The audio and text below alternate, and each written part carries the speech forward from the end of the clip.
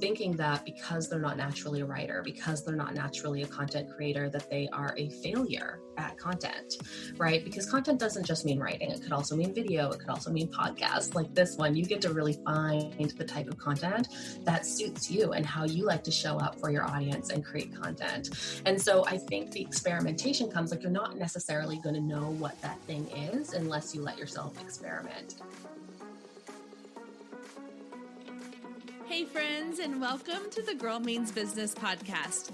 I'm your host, Kendra Swalls, a photographer and educator on a mission to help you find your passion, power, and purpose through entrepreneurship. So let's jump right into today's episode because this girl means business. Hey there, welcome back to the Girl Means Business podcast for the first episode of the month of August. We've officially hit the summer stride and it is hot, hot, hot outside, especially here in Texas. And I'm not going to lie, this heat along with so many other things have really gotten to me. And about 2 weeks ago, I hit a really low point. If I'm being perfectly honest, it was not my best moment or moments. I had a couple days of just pure depression and crying in my closet and just overwhelm and anxiety and stress and all the things building up. And it led to me realizing that I needed to get away. I needed a break. I needed a change of scenery. I needed to clear my head. And so in true Enneagram 7 fashion, I called up my best friend who lives in Denver and I said, hey, we're headed your way. I got my girls packed up. Unfortunately, my husband couldn't join us because of work obligations. And I said, you know what? We're just going to get away. We hopped in the car with literally 2 days notice and drove up to Denver for a week. And we had the best time. It was exactly what my soul needed. It was exactly what the girls and I needed to clear our heads, start fresh, come back refreshed. We got to spend time outdoors. And for those of you that live in the north, that may seem like a rare thing to get excited about. But when you live in Texas and the average heat index is in the hundreds, being outdoors is miserable. And so to be able to go and spend time outside, hiking and playing and exploring and just spending time together having fun was exactly what I needed. We got back a few days ago and already I can tell that this weight has been lifted and I just feel so much better. So I say all that to let you know that if you're feeling the same way I was a few weeks ago and you're feeling like you can't take it anymore, the anxiety is too much, the stress is too much, the pressure of having to make choices where there's no real right answer to, it's just starting to get to you, just take a break. It doesn't mean having to get in your car and drive 12 hours for a week away, but even just saying, I need an afternoon to myself, or I need a few minutes to myself.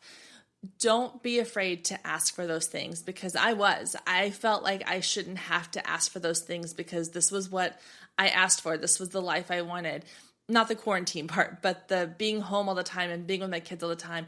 But it's okay to say you're not okay. It's okay to say, I need a break and to ask for help. So if you need help, if you need a break, please do yourself a favor. Take care of you first, and then you can take care of everybody else around you. Okay, now that I got my little PSA out of the way, let's get into today's episode. This week, I am chatting with content expert Hailey Dale from Your Content Rebellion, and she is sharing with us all of her insights on how to create content that gets noticed and that fits your brand. Now, before we get into my interview with Hailey, this is where I'm going to throw in a little call to action for you. If you are listening to this podcast and you really enjoy this podcast, then I want you to do me a favor. I want you to make sure you click subscribe. That's all you got to do this week is click that little subscribe button so that you get notified when new episodes go live and they're automatically downloaded to your podcast listening app. Now, on top of that, if you want to go a step further and you want to dive a little more into content creation, then I encourage you to head over to girlmeansbusiness.com/business builders because this month's topic is all about content creation.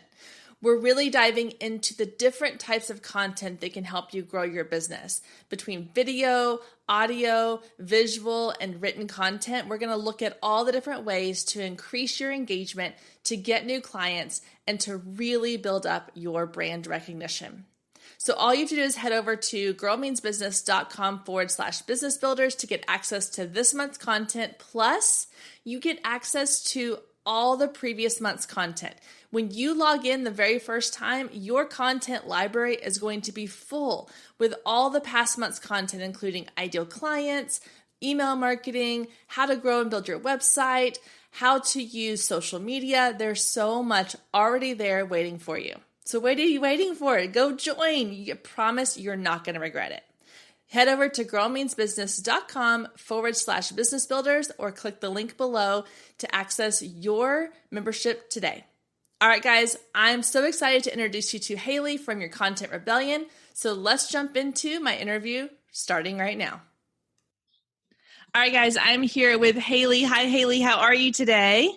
I'm so good. I'm so excited to be here. Thank you so much for having me. Well, thank you for doing this. I appreciate it. All right. So let me start by asking you to share your story. Tell us a little bit about who you are, what you do, and your journey of how you got here. Yeah, so I am a content strategist at Your Content Empire. We are one part done for you sales funnel agency, and then one part like teach you everything I know about content through our blog and through our digital programs.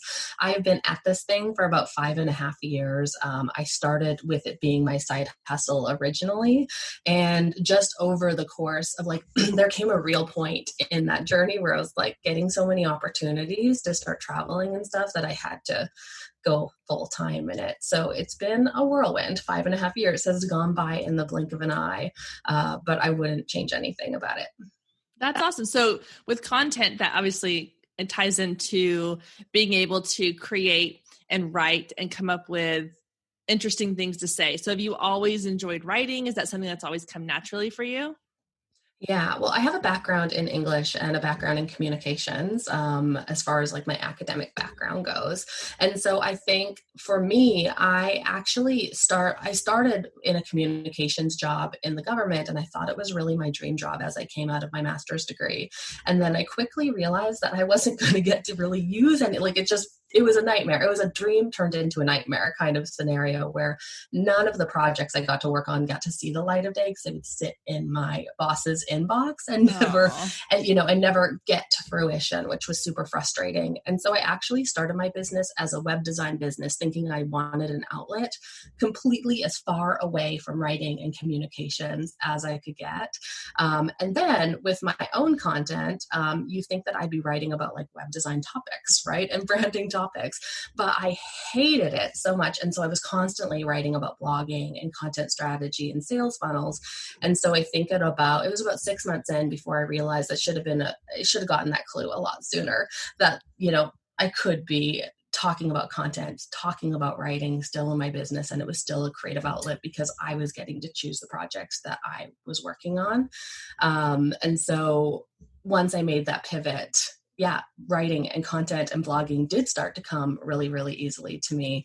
But it's all about having the right topic and all about having the right focus for your blog. I think that's key. So if you're finding some tension in your own blogging, it could be something like you could be focusing on the wrong topics. Yeah, that's so good because I know for me, like with my photography, my blogging was such like this tedious thing for so long because I was just blogging content about the sessions I had done or like trying to create like little cheat sheets for my clients and things like that, like what to wear and how to prepare, but they weren't really that great. And once I switched and focused on like providing them value through helpful, like not even really, I haven't blogged an actual session in years. I don't think that I can recall. It's all been like, how can I help you plan your wedding? How can I help you like understand motherhood better and survive like this crazy transition of like finding yourself again? And once I changed my focus, like the writing just came, which was amazing. So it's exactly what you were saying. Like once you get in that groove, it all falls into place. And I think a huge part of it is like you have to be curious about the stuff that you are writing about and creating content around, right? If you can't find that angle where you're interested in, it's going to feel like a chore. Yeah. So, okay. So you talk a little bit about like experimenting with your content. So let's dive into that, because I think a lot of people will look at other people's contents, whether it's their blog or social media content, and they just see that finished result. They see like that really great piece of content or that really great post, and they think, oh, they must have done that on their first try. How do I get to where I can do that on my first try? Like, what's the reality behind that? Reality behind that is there are a lot of crappy first drafts that go into that final polished version that you are seeing, and a lot of practice. So comparing yourself against, not just their finished draft, but maybe they've been at this a lot longer than you. And so you just have to honor where you are in the journey and really honor that crappy first draft, because I truly believe that the magic comes in the editing with any piece of content. Stay with us. We'll be right back. If you have been listening to the Girl Means Business podcast for any amount of time, then you know my love of email marketing runs deep. Not only is it a great way to generate new leads, but it's one of the most effective methods for nurturing warm leads and turning them into sales. Now, over the years, I've tested several email platforms, and my favorite by far is Flowdesk. Not only do they make email marketing simple and easy, even for the technically challenged, but they have everything you need to create stunning emails, capture leads, make sales, and automate the entire process, giving you time back in your busy day. And the cherry on top is you're only charged one flat fee no matter how many subscribers you have. So while other platforms will increase your price when you go over your pricing tier limit, Flowdesk has no price increases or hidden fees. If you're ready to give Flowdesk a try, click the link below in the show notes to save 50% off your first year. Let Flowdesk help you design emails people will love. Click the link below and check it out. I have a feeling you're going to love it just as much as I do.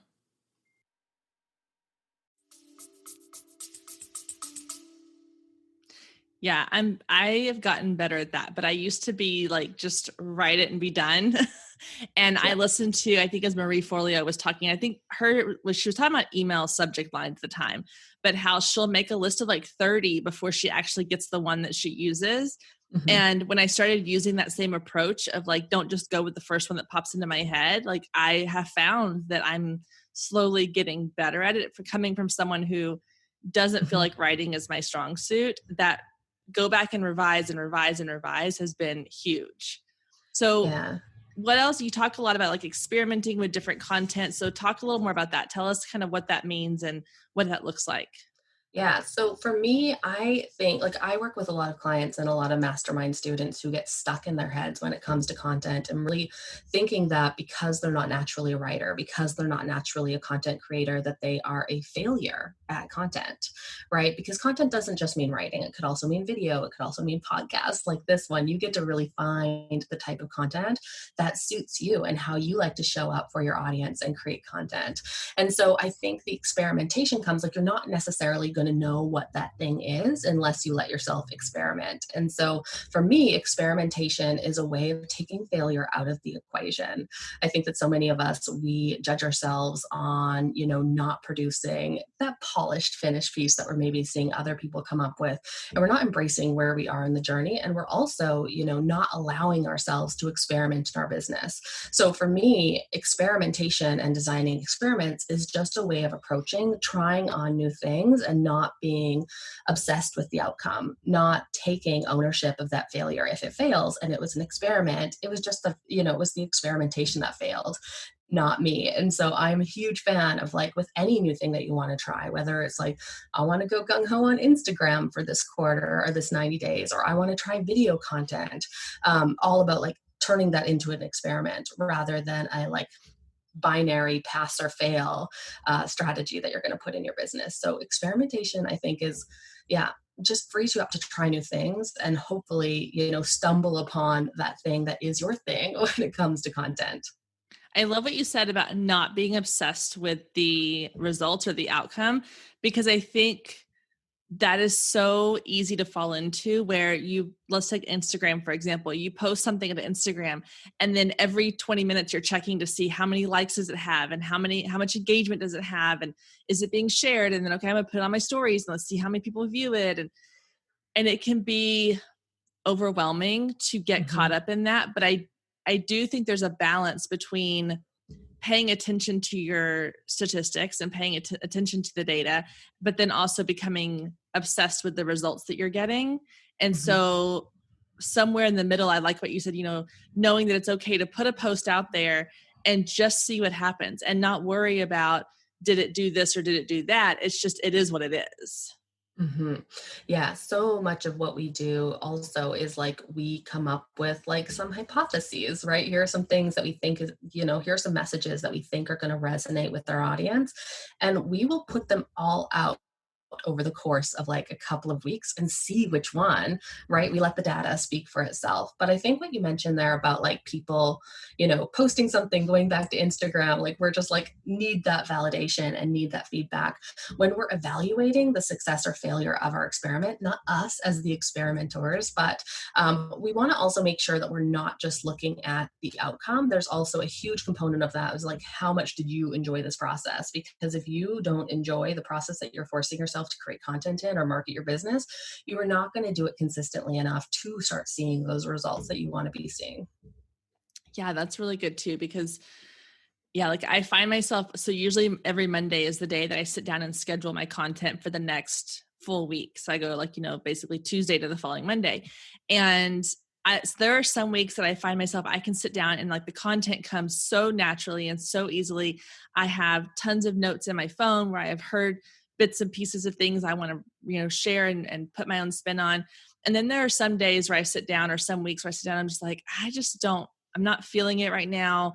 And so I don't force it anymore. Like I don't try to make myself post something just to post something. I want it to have some meat behind it. I want it to have some value to it. And so I think giving yourself permission to just say like, this one isn't working and maybe move on to something else, or taking an idea you've already talked about and putting a different spin on it is going to make, but yeah, I like that you have to enjoy the process or you're not going to stick to the process. Yeah, there's oh gosh, I wish I knew who said this, but it's a quote I love. It's like white knuckles are red flags, right? Ooh, Especially when it comes to strategy, right? Like if we're forcing ourselves, it is a sign that something is out of alignment and we want to investigate why that is. Yeah. So when it comes to experimenting with content, and I'm going to kind of stick with the social media just because I know that's like something that a lot of people struggle with. So do you recommend then, you kind of mentioned like taking something and sharing in different ways. So do you recommend doing that? Like if you have a piece of content, let's say there's a topic you're really passionate about, you want to get the message out there, you post about it on social media and it gets very little engagement. Should you then try reposting it at a different time with some tweaking? Should you like maybe switch out the graphics? Should you switch up the wording? Like what are some ways we can experiment with that one topic? Yeah, so I think, it depends on whether it's more of a visual based platform or whether it's more of a like copy based platform. But either or, I don't think you want to go and post the exact same thing again, right? Because that might look a little like tone deaf, like, oh, I just posted this last week. I'm all for repurposing your content, but maybe not that, like maybe not the same day or the same week. So I think, if you can think about the angle, there might be something there that didn't resonate. So even though you're passionate about this topic and you're passionate about sharing it, can you think about a different angle for sharing it? So say, for instance, I am sharing about how, very meta, how to use Instagram to grow your business, right? So if I, come at it from an angle of like, it helps you connect and engage with other people.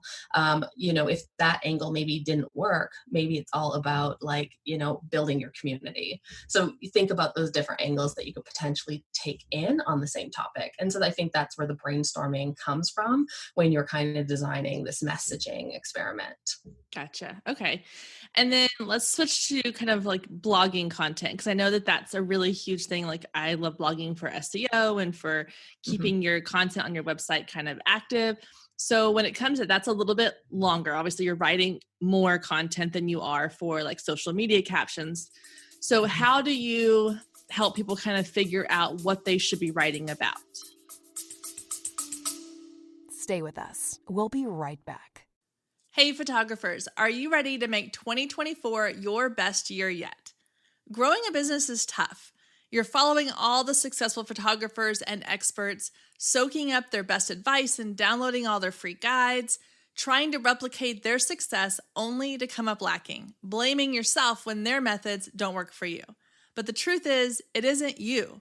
Free content and one-size-fits-all courses can only get you so far. What you need is personalized help and guidance, but that can get expensive. Well, not anymore. I've created the perfect solution to get you personalized results for less than $2 a day. Introducing the Focus Photographer Lab, a one-of-a-kind coaching membership that gets you one-on-one results for a fraction of the cost of traditional coaching. Inside the lab, you'll find the 3 C's to success: classes, coaching, and community. With classes, you gain access to a treasure trove of pre-recorded trainings and invaluable resources. With coaching, you get monthly live trainings and Q&A sessions, along with my favorite part, the weekly one-on-one office hours, where we get to address your unique questions and challenges. And then there's the community, where you get to connect with an amazing group of talented female photographers who share your passion, supporting each other and inspiring each other to greatness. The best part is it doesn't come with an expensive one-on-one coaching price tag. You get all of that for just $47 a month. You can even try it for free for 14 days to make sure it's a good fit for you. And there is no contract and no obligation. You can cancel at any time. So what are you waiting for? Head down to the show notes and click the link to learn more and get signed up today. And let's make 2024 our best year yet. Yeah. So I think, I think it's at this intersection of what I am interested in exploring. Like, what do I actually want to write about and learn about? I think SEO is amazing. I think the traffic that comes from blogging is amazing. But at the end of the day, like we said, we've been beating this drum. Like, if you don't enjoy it, you're not going to do it consistently. So yes, it's about that, but also an underlook of the traffic and the strat. Like, people aren't just coming to your website and refreshing to see your about page for the 100th time. Fresh content, you need to be putting fresh content on your blog in order to be driving people back to your blog. But we think about all those benefits to blogging, but there's also a huge benefit in developing our expertise. And that is one of the roles for blogging as well. Like, what do we want to learn more about? How do we keep our skills sharp? And for me, I'm always learning more about sales funnels. I'm always learning more about content marketing, not to stay stuck in this kind of learning bubble, but also so that I can iterate that and find my own processes within that. So using your blogging, not just for driving traffic, not just for building your audience, but also that curiosity angle, like what you're interested in. How can you use your content as your own kind of school of thought and for developing your own expertise and your own signature processes as well.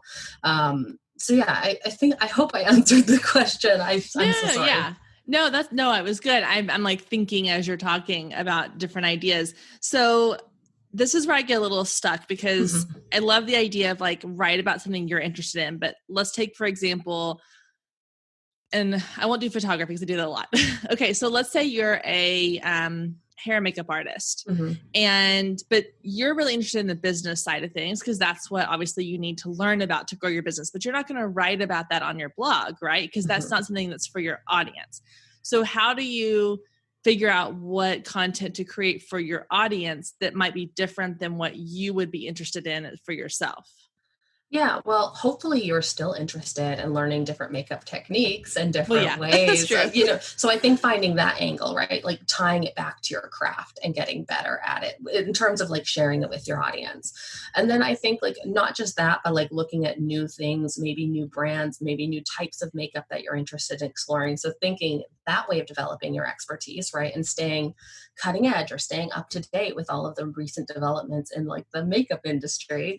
But also we can also keep I keep an inspiration bank and I encourage everyone to do that. But as you're coming across questions that other people have about, your area of expertise, saving those questions. And then when you're coming to create your content, you can go through both that list of here's this new technique. I don't know. I don't wear a lot of makeup, so I know.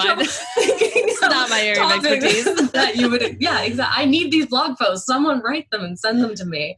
So thinking about, keeping a list of things that you're interested in learning more about, but also keeping a list of those questions that people are actually asking and doing kind of a mix of both. And hopefully, if we're putting service at front and center with our blogs, with our business, you're going to be interested in answering those questions that people are asking too. Well, I think a great place to do this, and I can only know this because I'm doing it from experience, is as a wedding photographer, I'm in a couple different wedding Facebook groups that are for brides. So where brides can go and like ask vendors questions or, talk to each other about wedding planning. Of course, everything right now is about like rescheduling and how do I do this and how to do that. But I have found that a lot of brides, I can get a lot of information from them. Like you mentioned, like saving the different topics and having kind of an idea bank. I do that with the notes section on my phone. So anytime I have an idea, I write it in my notes. And then when I get ready to go create content, I can go back to that. And so what I have started doing is, for the longest time, I would just skim through those groups and not even like pay a ton of attention unless it was specific to something I could help with. But once I realized what a valuable resource that was, I started paying attention to what questions are brides asking, not just to photographers, but about weddings in general. Are they asking about, what kind of dresses should my bridesmaids wear?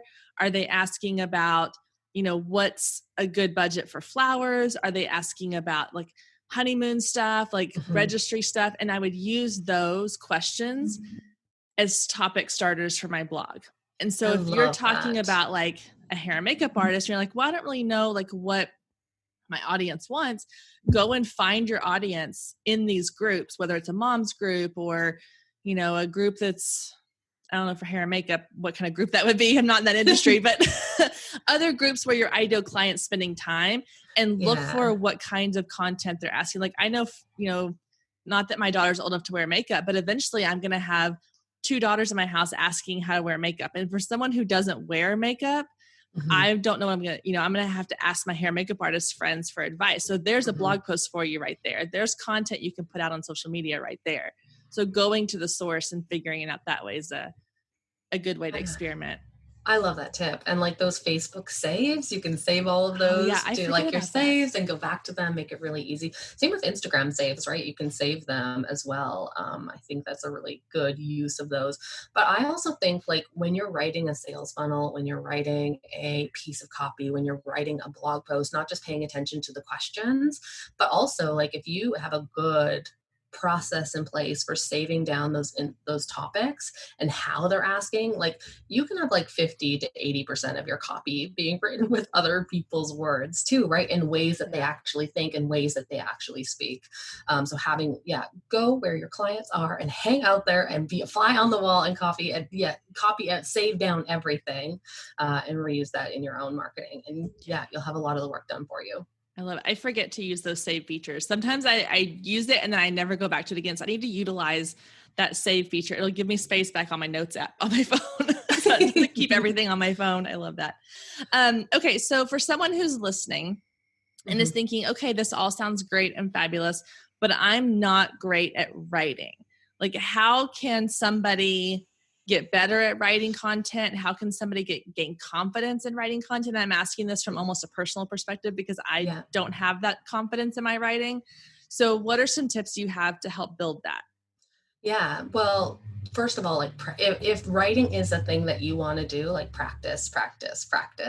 But also look at maybe other different methods, right? Not just video, not just audio, but I think like also if you want to have it ultimately end up in writing, we use a process in our agency, like a content interview process. And so for any piece of content or any sales email, we identify like what questions is this post or this piece of content going to have to answer in order to like be finished, right?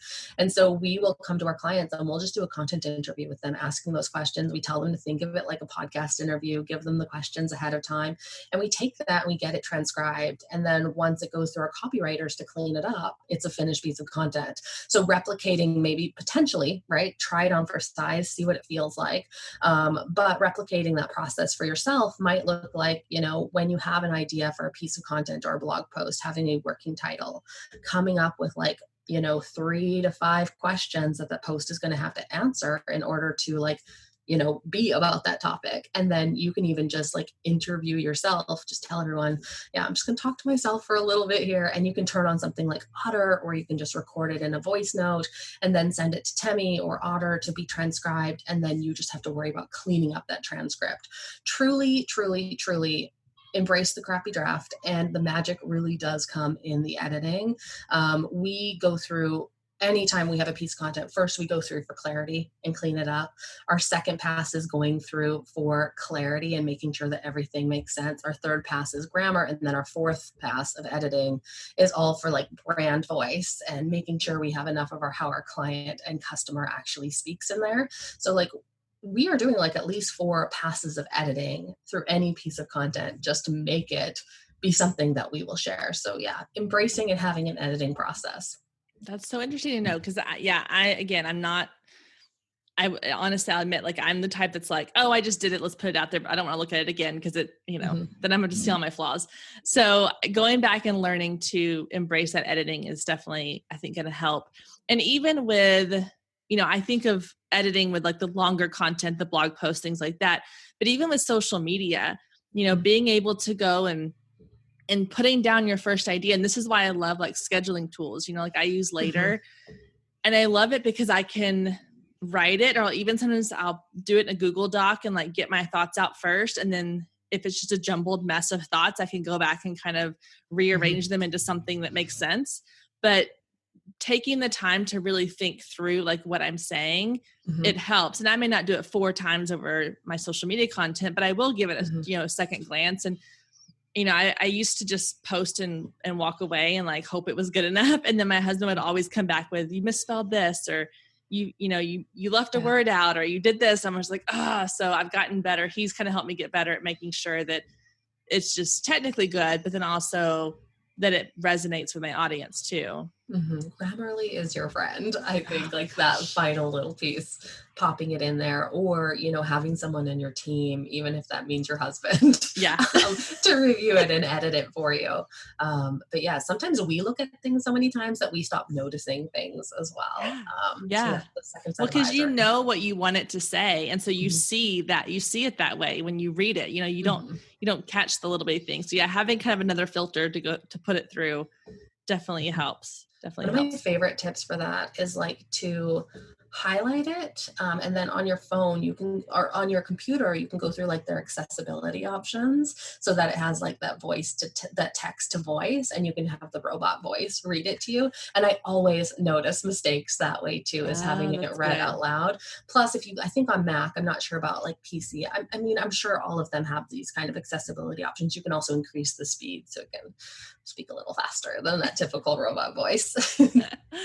Oh, that's a good one. Yeah, I hadn't thought to do that, but it is like having it read out loud by those robot voices don't miss anything. So no, that helps. Yeah.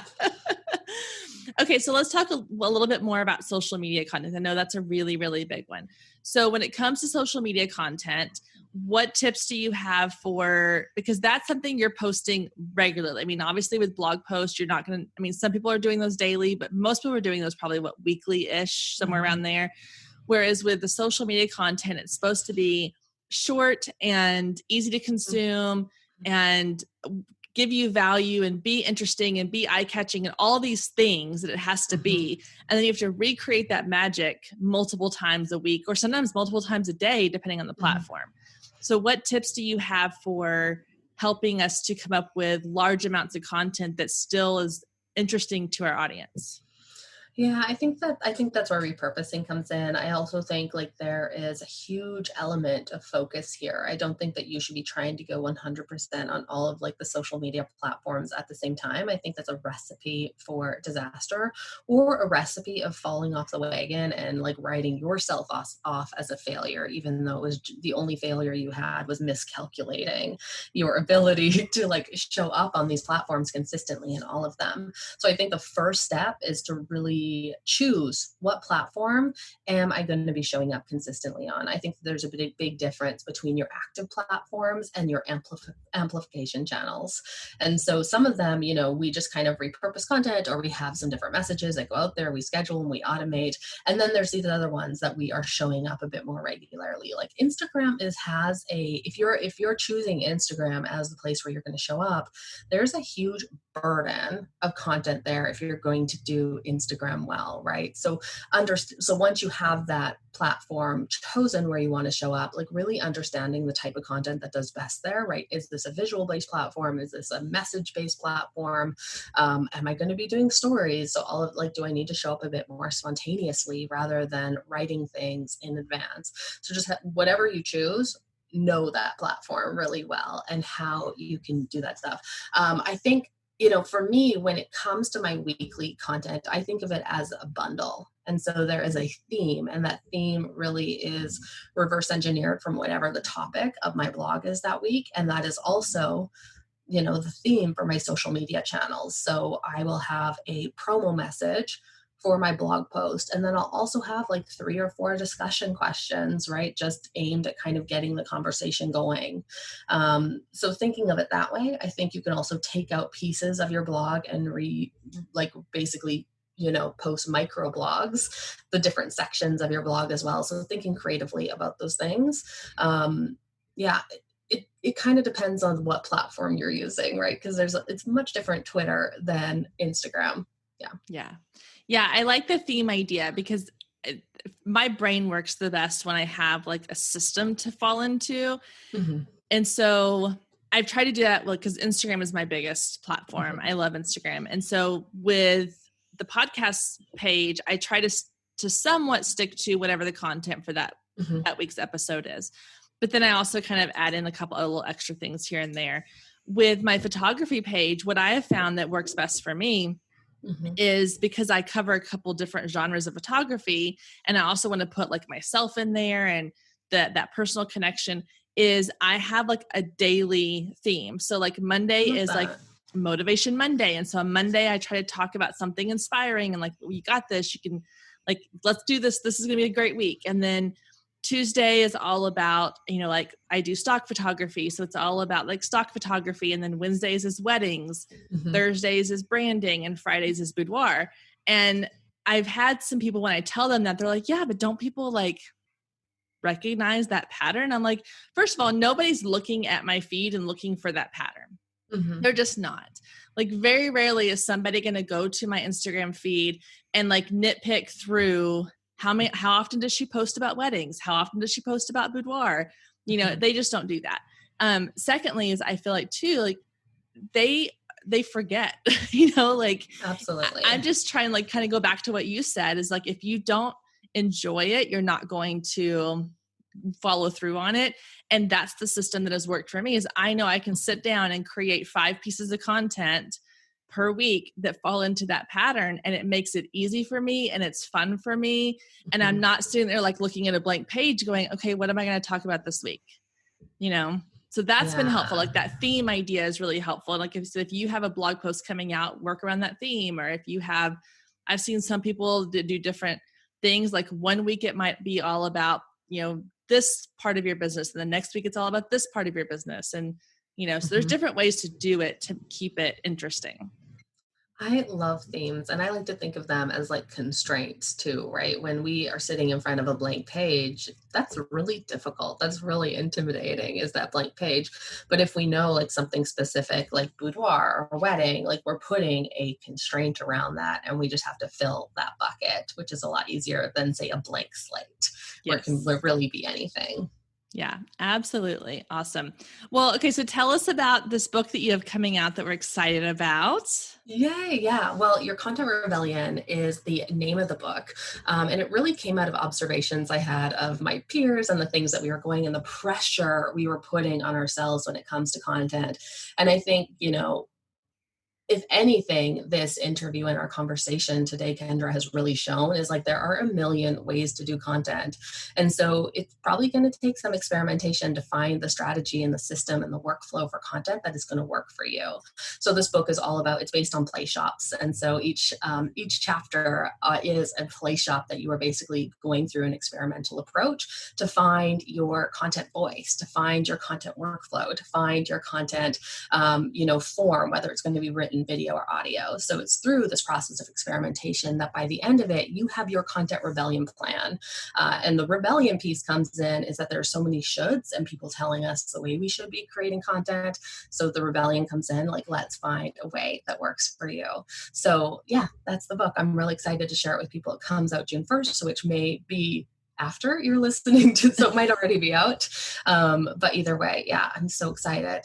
That is so awesome. And I love books that kind of give you something to do. Like, it's not just read this and take it in, or read this and do what I do. I love that you're walking people through, like, do this experiment, try this, and see and that the outcome is going to be different for you than it would be for this person. And that's so awesome. I love it. Well, congratulations on that. That's a huge undertaking. So I'm so impressed with you. And I think that's amazing. So tell people how they can find you and learn more about you or work with you in the future.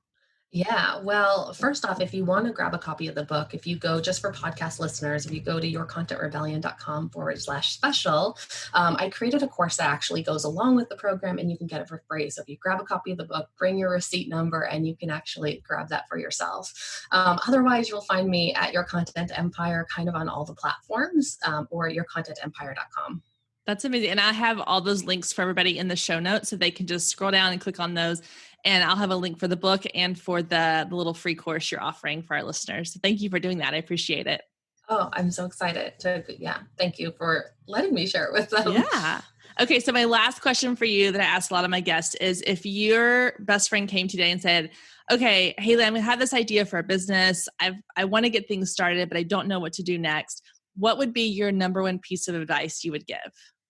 Go talk to the people who need what it is you want to build this business around. I think, get out of your head and into conversations with your dreamies, with your dream clients.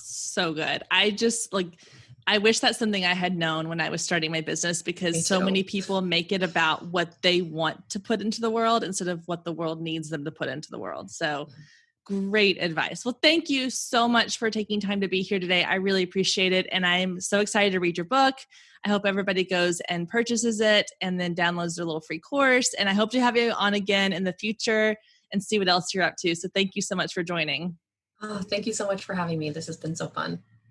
Oh my goodness. If that interview doesn't fire you up and get you excited, I don't know what will. There was so many aha moments for me within this conversation, and I'm sure you're thinking the same thing. So make sure you follow along with Hailey. Go download her book, download her free guide, go follow along with her on all the socials. It's all linked below. And don't forget, head to girlmeansbusiness.com/business builders to learn more about content creation in this month's kit and get access to all the previous month's kits as well when you sign up today. So make sure you go join and become an amazing business builder. All right, ladies, that's going to do it for this week. I can't wait to see you back here next week. Same time, same place. Have a wonderful week.